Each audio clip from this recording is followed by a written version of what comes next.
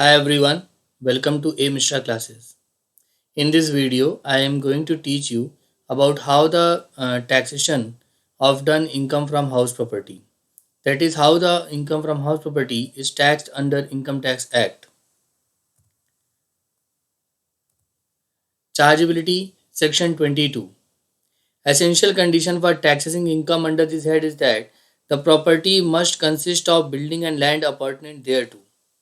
The assessee must be the owner of such house property. The property must be used for any purpose, but it should not be used for any owner for the purpose of his business or profession carried on by him. The profit of which is chargeable to tax. If the property is used for own business or profession, it shall not be chargeable to tax. कहने का मतलब यहाँ पे ये है कि जो income from house property का चार्जेबल सेक्शन है सेक्शन 22। एसेंशियल कंडीशंस ये हैं कि एक लैंड और बिल्डिंग होनी चाहिए और वह जो एसएससी है वो उसका ओनर होना चाहिए और प्रॉपर्टी जो है वो किसी भी पर्पज़ के लिए यूज़ हो पर एसएससी के बिजनेस या प्रोफेशन के लिए यूज़ ना हो। अगर एसएससी उसे अपने बिजनेस और प्रोफेशन के लिए यूज़ करता है तो वो इनकम फ्रॉम हाउस प्रॉपर्टी में टैक्सेबल नहीं होगा। वो किसी भी हेड में टैक्सेबल नहीं होगा अगर वो अपने जो हाउस प्रॉपर्टी है उसे अपने बिजनेस के लिए यूज़ कर रहा है तो। डीम्ड ओनर, अभी हमने बोला कि जो हाउस प्रॉपर्टी है उसका ओनर एसएससी होना चाहिए, पर कुछ जगहों पे डीम्ड ओनरशिप होती है। डीम्ड ओनरशिप का मतलब होता है जहाँ पे ओनरशिप तो ऑन पेपर यानी लीगल ओनरशिप तो नहीं है, परंतु जिस व्यक्ति को ट्रांसफ़र किया गया उसको भी ओनर माना जाएगा इनकम टैक्स में, इनकम फ्रॉम हाउस प्रॉपर्टी की इनकम को टैक्सेबल करने के लिए। कौन कौन से वो पर्सनस हैं? Following person do not the legal owner of the property are deemed to be the owners. Transfer to a spouse, यानी कि हस्बैंड ने वाइफ को या वाइफ ने हस्बैंड को अगर प्रॉपर्टी ट्रांसफ़र करी है तो स्पाउस जो है वो डीम्ड ओनर होगी। Transfer to a minor child, पर this would not cover the cases with the property transfer to a minor married daughter. Holder of an impartible estate, member of a cooperative society, person in possession of a property, a person is allowed to take or retain the possession of any building or part thereof in part performance of a contract of the nature referred to in section 53A the transfer of property act। कहने का मतलब ये है कि अगर किसी person ने किसी प्रॉपर्टी का उसको पोजीशन दे दिया गया है, यानी कि किसी एक पर्सन ने किसी दूसरे पर्सन को प्रॉपर्टी बेची और उसने पैसा उसका दे दिया, स्टैम्प ड्यूटी वैल्यू वगैरह सब कुछ पे हो चुकी है। The only part is that कि वो रजिस्ट्रेशन डीड जो होती है सेल डीड वो अभी नहीं हो पाई है, परंतु जिसको बेचा है उसने उस प्रॉपर्टी का पोजीशन ले लिया है तो वो यहाँ पे डीम्ड ओनर माना जाएगा। Person having right in property for a period not less than 12 years। A person who acquires any right in building by way of lease for not less than 12 years। अगर किसी ने किसी property में right acquire किए हैं यानी कि lease पे बिल्डिंग ली है जो 12 साल या 12 साल से अधिक की है तो वो डीम्ड ओनर माना जाएगा। तो 6 पर्सनस हैं जो कि डीम्ड ओनर होंगे। एक है transfer to spouse, transfer to minor child, लेकिन इसमें माइनर मैरिड डॉटर कवर्ड नहीं है। Holder of an impartible estate, member of cooperative society, person in position of a property, a person who is allowed to take or retain the possession of any building or part thereof in part performance of a contract of the nature referred to in section 53A transfer of property act। Person having right in property for a period not less than 12 years, a person who acquires any right in building by way of lease for not less than 12 years। Composite rent, what is composite? Composite का मतलब होता है कि totality में। तो यहाँ पे क्या बात कर रहे हैं? Composite rent. कंपोजिट रेंट वो रेंट होता है कि मान लीजिए किसी ने अपनी हाउस प्रॉपर्टी को रेंट पे उठाया, साथ में उसने क्या किया कि gas, electricity, water, watch and ward और एयर कंडीशन या और भी सारी फैसिलिटीज़ भी साथ में दी हैं। तो अगर हाउस प्रॉपर्टी का जो रेंट है वो अलग किया जा सकता है बाकी फैसिलिटीज़ के रेंट से, तो जो हाउस प्रॉपर्टी का रेंट है वो हाउस प्रॉपर्टी में टैक्सेबल हो जाएगा और जो बाकी फैसिलिटीज़ का रेंट है वो इनकम फ्रॉम अदर सोर्सेज में टैक्सेबल हो जाएगा। परंतु अगर हाउस प्रॉपर्टी का रेंट और फैसिलिटीज़ का रेंट अलग अलग नहीं किया जा सकता, वो कंबाइंड रेंट है, तो पूरा रेंट जो होगा वो टैक्सेबल होगा इनकम फ्रॉम अदर सोर्सेज में, इनकम फ्रॉम हाउस प्रॉपर्टी में टैक्सेबल नहीं होगा। यहाँ पे देखिए वही चीज़ लिखी गई है। In certain cases the owner charges rent from tenant not only on account of rent for the house property, also on account of various facilities or services provided with the house। Such rent is known as composite rent। Composite rent falls under two categories, Composite rent on account of rent for the property and for the various facilities like gas, water, electricity, watch and ward, air condition, etc. In this case, rent attributable to the letting of the premises shall be assessable as income from house property. The other portion of rent for rendering facilities or services shall be accessible as income from other sources. If the letting of the property is inseparable from the letting of the other asset, the entire income will be taxable as income from other sources. Simple सी बात ध्यान में रखनी है कि अगर आप total rent में से हाउस प्रॉपर्टी का रेंट अलग कर सकते हैं और फैसिलिटीज़ का रेंट अलग कर सकते हैं, तो हाउस प्रॉपर्टी का जो रेंट है वो इनकम फ्रॉम हाउस प्रॉपर्टी में टैक्सेबल है, जो अदर फैसिलिटीज़ का रेंट है वो इनकम फ्रॉम अदर सोर्सेज में टैक्सेबल है। अगर आप टोटल रेंट में से दोनों रेंट का अलग अलग विभाजन नहीं कर सकते हैं तो पूरा का पूरा रेंट कहाँ पे टैक्सेबल हो जाएगा? इनकम फ्रॉम अदर सोर्सेज में।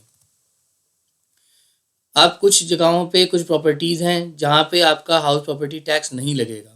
वो कौन कौन सी प्रॉपर्टी होंगी? Farm house, property held for charitable purpose, house property use for own business and profession, self occupied house, house property of registered trade union और local authority and place of ex ruler, the value of any one palace in occupation of an ex ruler.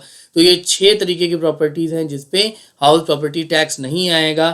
Farm house है, property held for charitable purpose है, property house property use for own business and profession है, self occupied house है, house property of registered trade union और local authority है, place of an ex ruler, the value of any one palace in the occupation of any ex ruler. फिर देखिए annual value. Annual value क्या होगी? Annual value का मतलब होता है कि अगर मैं किसी प्रॉपर्टी को रेंट पे उठाऊं तो उसका कितना रेंट मिलेगा। ये एक नोशनल रेंट होता है, यानी कि नोशनल का मतलब होता है काल्पनिक, यानी कि हम ये पता करते हैं कि अगर प्रॉपर्टी रेंट पे उठाई गई तो कितना रेंट मिल सकता है, जबकि वास्तविकता में वो प्रॉपर्टी रेंट पे उठाई नहीं गई हो या उठाई गई हो, जो भी हो, तो ये नोशनल रेंट है।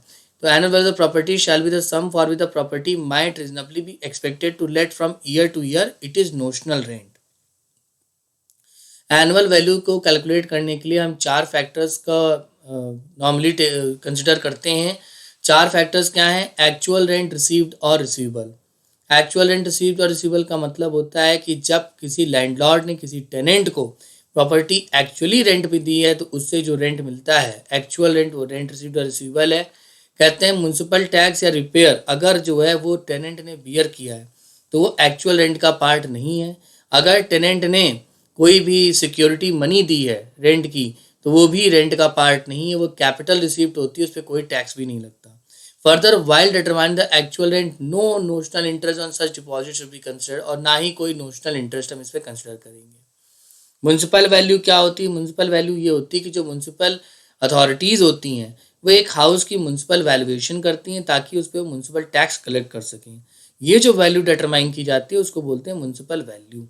Fair rent of the property. Fair rent of the property का मतलब होता है कि मान लीजिए एक लोकेलिटी में एक प्रॉपर्टी है जो रेंट पे दी गई और उसका एक रेंट आ रहा है, परंतु उसी प्रॉपर्टी लोकेलिटी में दूसरी प्रॉपर्टी अगर उसको रेंट पे दें तो कितना आएगा रेंट? तो ये होता है fair rent. Fair rent is the rent which a similar property fetch in the same और similar locality if it is let for a year. Standard rent, rent control act है, उसमें मैक्सिमम रेंट डिफाइंड है, जितना लिया जा सकता है। तो कहते हैं कि rent fixed under rent control act is standard rent. Owner can not expected to get rent higher than the standard rent. Standard rent से ज़्यादा आप रेंट नहीं ले सकते। देखिए यहाँ पे computation of annual value of property कैसे हो रही है। कहते हैं ग्रॉस एनुअल वैल्यू ले लीजिए, जो अभी मैंने ऊपर आपको पढ़ाया, उसमें म्युनिसिपल टैक्सेस अगर ओनर ने पे करा है और वो पेड है तो ही उसे घटाएंगे, तो एनुअल वैल्यू आ जाएगी gross annual value minus municipal taxes paid by the owner.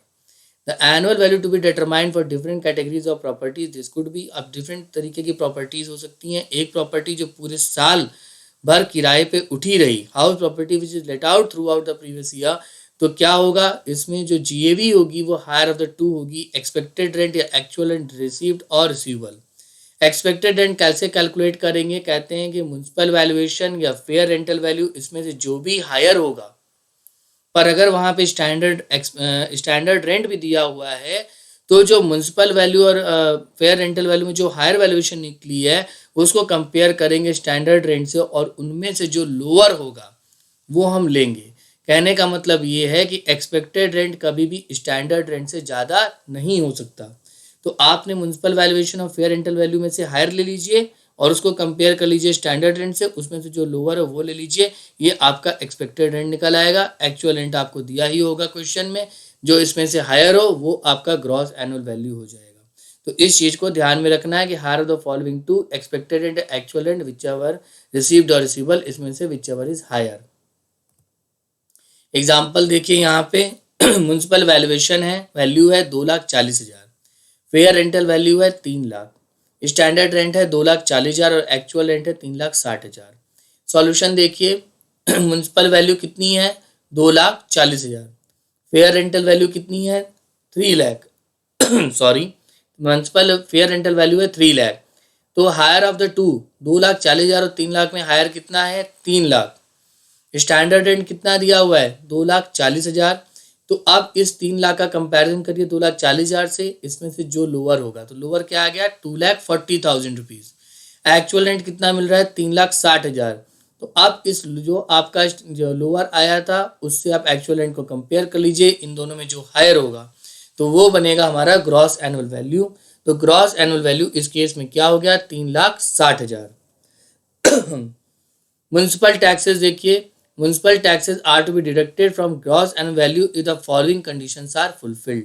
Municipal taxes आप तभी घटाएंगे जब ये फॉलोइंग कंडीशंस फुलफिल होंगी। एक तो म्युनिसिपल टैक्सेस का बर्डन कौन लेगा, ओनर लेगा। तो municipal taxes have been paid और बोन्ड by the owner and actually paid during the previous year. एक तो उसका जो बर्डन है वो ओनर के ऊपर होना चाहिए, वो एक्चुअली पेड भी होना चाहिए। अगर ये दोनों कंडीशन फुलफिल नहीं है, यानी वो एक्चुअली पेड भी नहीं है या टेनेंट ने बियर किया है, तो फिर हम उसको कंसिडर नहीं करेंगे। अगर ओनर ने उसका बर्डन लिया है और वो एक्चुअली पेड है तो ही उसका डिडक्शन मिलेगा। देखिए अब सेकेंड सिनेरियो, ये house property which is let and was vacant during the whole of part of the previous year. House property let है और कुछ समय के लिए वो वैकेंट भी रही है प्रीवियस ईयर में, तो क्या होगा where the property is let and was vacant for part of the year and the actual rent received or receivable is more than expected rent in spite of vacancy period। यानी कि vacant period से भी कोई फर्क नहीं पड़ा, जो rent received हुआ है वो हमारा जो है वो एक्चुअल रेंट से एक्सपेक्टेड रेंट से हमारा ज़्यादा है। तो क्या होगा एक्सपेक्टेड रेंट या एक्चुअल रेंट, इन दोनों में जो हायर होगा वो हम लेंगे। देखिए क्या कह रहे हैं, म्युनिसिपल वैल्यू द हाउस है 90,000, फेयर रेंट है आपका 1,40,000, स्टैंडर्ड रेंट है 1,20,000। House was vacant for 1 month in the previous year 2020-21. Municipal taxes paid during the previous year were rupees 40,000. Compute the annual value for the assessment year 2021 and 22. देखिए यहाँ पे क्या होगा, कहते हैं जीएवी कितनी है higher the following two, market value कितना है 90,000, फेयर रेंट है 1,40,000। तो इन दोनों में जो हायर होगा दैट इज 1,40,000, उसका कंपैरिजन करिए स्टैंडर्ड रेंट से, ये तो और इस जो मार्केट वैल्यू 90,000 है यानी एफएमवी, और फेयर रेंट है हमारा 1,40,000, इसमें से जो ज़्यादा हुआ वो हो गया आपका 1,40,000। स्टैंडर्ड रेंट से हमने कंपेयर किया municipal value of fair rent में से जो हायर था, यानी कि 90,000 और 1,40,000 में जो हायर था वो था 1,40,000, उसका कंपैरिजन किया स्टैंडर्ड रेंट से यानी कि 1,20,000 से, इसमें से जो लोअर था वो हमने ले लिया, वो हो गया आपका 1,20,000। एक्चुअल रेंट रिसीव्ड और रिसीवेबल कितना है 12,000 इंटू 11 1,32,000। तो आपका जीएवी आ जाएगा, इनमें से जो हायर होगा 1,32,000, उसमें से आपने म्युनिसिपल टैक्सेस घटा दिया, वो आपने 40,000 रुपीज का घटा दिया, तो क्या आ गया net asset value, annual value आपकी नेट एनुअल वैल्यू आ गई 92,000। सिचुएशन 2 देखिए, where the property is let and was vacant for the whole a part of the year and actual rent received और receivable is less than expected rent. अभी मैंने पढ़ा था कि एक्चुअल रेंट अगर ज़्यादा होगा तो क्या होगा, यहाँ पे एक्चुअल रेंट कम है। क्या है सिचुएशन, सिचुएशन है where the property is let and was vacant for the whole a part of the year and actual rent received और receivable is less than the expected rent. तो वहाँ पे gross annual value होगी आपकी actual rent received और receivable. House property which is part of the let and part of the year occupied for own residence.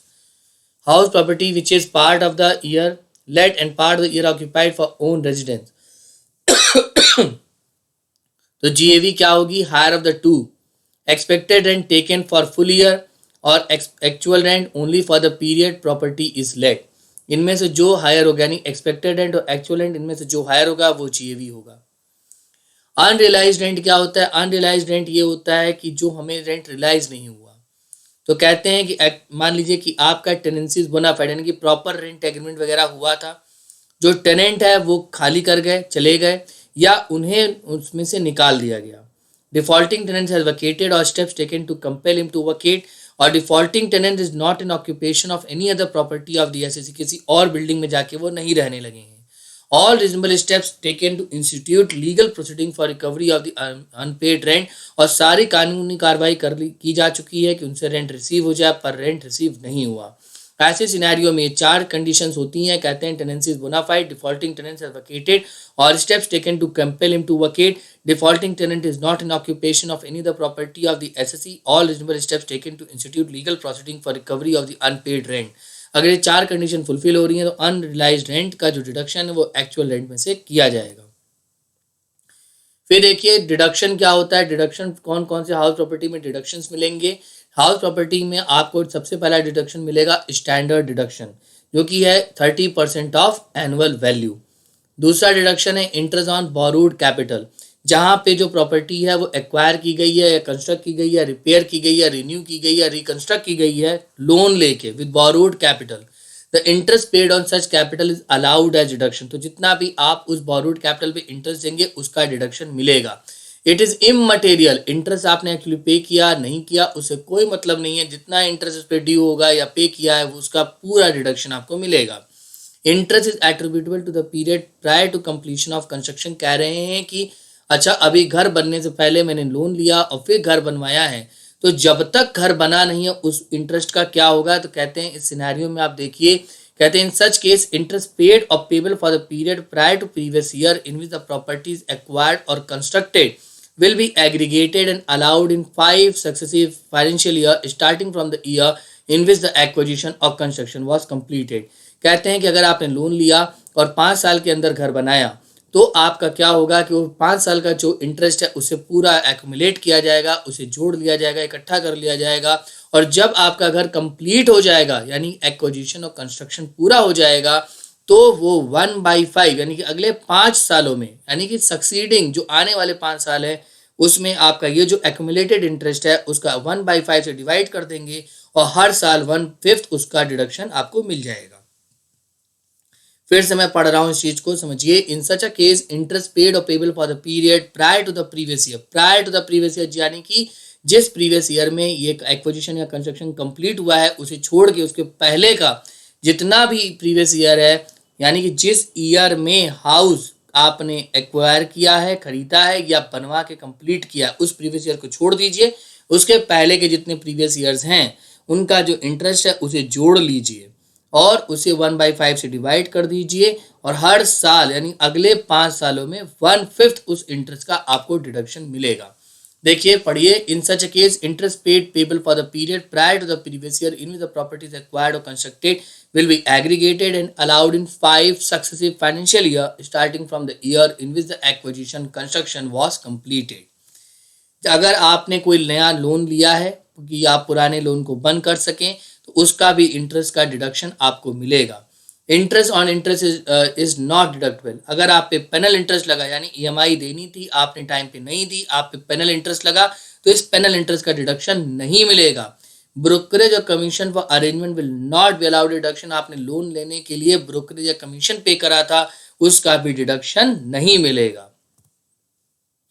Where the SSC has more than 2 houses for self occupation, अगर SSC के पास 2 घर हैं और दोनों के दोनों self occupied हैं, self occupied का मतलब ये होता है कि उसने उसे रेंट पे नहीं दिया है, तो the annual value of 2 self occupied houses opted by the SSC can be taken as nil. तो अपने वो 2 घर का जो वैल्यू एनुअल वैल्यू है उसे निल ले सकता है। तो कहते हैं annual value of 2 self occupied houses opted by the SSC can be taken as nil. The other house, उसके पास मान लीजिए तीसरा घर है तो उसे हम लेट आउट मानेंगे और उसका कैलकुलेशन अकॉर्डिंगली होगा। The assessed value will be the sum for which reasonably let from year to year. ऐसे केस में क्या होगा, मान लीजिए तीसरा भी सेल्फ ऑक्यूपाइड था लेकिन यहाँ पे हमको इनकम टैक्स अलाउ करता है कि आप 2 ही हाउस को सेल्फ ऑक्यूपाइड मानेंगे, तीसरे को आप डीम्ड लेट आउट मानेंगे, यानी कि मान लीजिए कि वो भी लेट आउट है। तो इस केस में क्या होगा, जो एक्सपेक्टेड रेंट है यानी कि जो नोशनल रेंट है कि अगर उस हाउस को हम रेंट पे उठाते तो कितना रेंट हमको मिलता, वो रेंट हमारा क्या होगा, वो एनुअल वैल्यू बन जाएगा उस हाउस की। लेकिन ये बेनिफिट सिर्फ और सिर्फ इंडिविजुअल और एचयूएफ के लिए ही है कि वो अपने 2 हाउस को, सेल्फ ऑक्यूपाइड जो हाउस हैं उनकी एनुअल वैल्यू नील ले सकते हैं। फिर देखिए डिडक्शंस इन रेस्पेक्ट ऑफ 1 और 2 self occupied house where annual value is nil. अब अगर आपके पास 2 सेल्फ ऑक्यूपाइड हाउस हैं जिसकी एनुअल वैल्यू नील है, वहाँ कौन कौन से डिडक्शंस मिलेंगे? तो देखिए अब एनुअल वैल्यू तो नील है, स्टैंडर्ड डिडक्शन का डिडक्शन किस पे मिलता है, 30% ऑफ एनुअल वैल्यू, और यहाँ एनुअल वैल्यू नील है तो स्टैंडर्ड डिडक्शन तो मिलेगा नहीं। The assessee will not be entitled to standard deduction of 30%. Where the property is acquired or constructed with the capital borrowed on or after 1/4/1999 and such acquisition or construction is completed within 5 years of the end of the financial year in which the capital was borrowed, तो actual interest payable subject to maximum rupees 2 lakh। तो इस case में क्या होगा, आपने क्या किया कि लोन लेके घर बनाया था, और लोन कब लिया था आपने 1/4/1999 के बाद, और घर को अपने 5 साल में कंप्लीट कर लिया है या खरीद लिया है, तो आपका जो इंटरेस्ट का डिडक्शन है वो मैक्सिमम 2 लाख रुपीस तक होगा। अगर आपने जो है जो बोरोड कैपिटल है उसका यूज़ किया है रिपेयर और रिन्यूअल के लिए, तो उसमें आपको मैक्सिमम डिडक्शन 30,000 रुपीज़ की पर ईयर मिलेगी। इट मे बी नोटेड, लेकिन अगर आपने घर लेट आउट करा है, जैसे कि मेरे ऊपर बोला कि थर्ड हाउस हो सकता है, तीसरा हाउस भी हो, तो वहाँ डीम्ड लेट आउट मानेंगे, तो उस केस में आपको जितना भी इंटरेस्ट आपने दिया है थ्रू ड्यूरिंग द ईयर उसका पूरा पूरा डिडक्शन मिलेगा। जबकि अगर आपके पास 2 हाउसेस थे तो वहाँ पे 2,30,000 रुपए की कंडीशन चलेगी, लेकिन लेट आउट हाउस है तो पूरा जो इंटरेस्ट है जो आपने दिया है उसका पूरा डिडक्शन मिलेगा। Special provision for arrears of rent and unrealised rent receive subsequently, यानी कि कोई रेंट है वो मुझे नहीं मिला और टेनेंट साहब चले गए, या फिर अनरियलाइज्ड रेंट है, जो मैंने कंडीशन अभी आपको मैंने पहले बताई है। तो अगर अनरियलाइज्ड रेंट आपको सब्सिक्वेंटली क्या होता है कि आपको कमिंग ईयर्स में मिल जाता है, तो जिस ईयर में मिलेगा वो उस साल इनकम फ्रॉम हाउस प्रॉपर्टी में टैक्सेबल होगा। देखिए यहाँ पे क्या लिखा है, such rent receive by the assessee shall be deemed to be the income from house property in respect of the financial year in which such rent is received or realized and shall be included in the income under the head income from house property। तो जब ये आपको arrear of rent या unrealised rent मिलेगा जिस साल में, उस साल में वो इनकम फ्रॉम हाउस प्रॉपर्टी में टैक्सेबल होगा। क्या एनुअल वैल्यू नेगेटिव हो सकती है? Yes, annual value can be negative. Annual value negative उस केस में हो सकती है जहां पे म्युनिसिपल टैक्सेस जो पे किए गए हैं वो नेट एनुअल वैल्यू से ज़्यादा है। ऐसा किस सिनेरियो में हो सकता है कि कई सालों तक म्युनिसिपल टैक्सेस पे ही नहीं किए गए, तो वो एक्यूमुलेट हो गया, क्योंकि जब तक आप पे नहीं करेंगे उसका डिडक्शन मिल नहीं सकता। म्युनिसिपल टैक्सेस के 2 कंडीशन मैंने बताया अभी कि वो ओनर के ऊपर उसका बर्डन होना चाहिए और वो एक्चुअली पेड होनी चाहिए। तो अभी उसने पे नहीं किया, वो एक्यूमुलेट कर गया, और उसका जब डिडक्शन किया नेट एनुअल वैल्यू से क्या हो गया, वो ज़्यादा हो गया, तो आपका नेट एनुअल वैल्यू निगेटिव हो जाएगी, और वो निगेटिव हो सकती है। अभी मैं आपको एक एग्जांपल यहाँ पे बता रहा हूँ, इसके बाद जो कमिंग वीडियोस आएंगे उसमें मैं इनकम फ्रॉम हाउस प्रॉपर्टी के एमसीक्यू कवर करूँगा। आप लोगों से उम्मीद है कि आप लोग इस वीडियो को ज़्यादा से ज़्यादा लाइक और शेयर करें। एग्जाम्पल देखिए, म्युनिसिपल वैल्यू कितनी है, 1 लाख। फेयर रेंट कितना है, 1,40,000। स्टैंडर्ड रेंट कितना है, 1,20,000। एक्चुअल रेंट पर मंथ है 12,000। Period of vacancy nil. Municipal taxes 20% of market value.